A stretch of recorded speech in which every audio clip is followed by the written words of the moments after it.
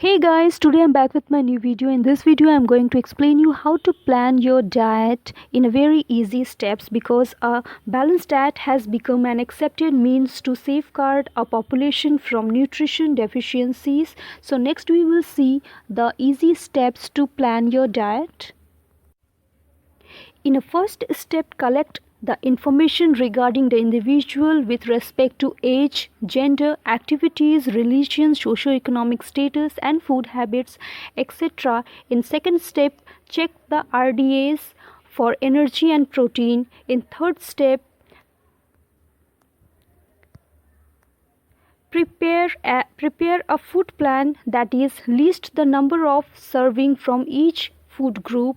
In fourth step, decide the number of meals. In fifth step, plan the menu. And the last one is sixth step.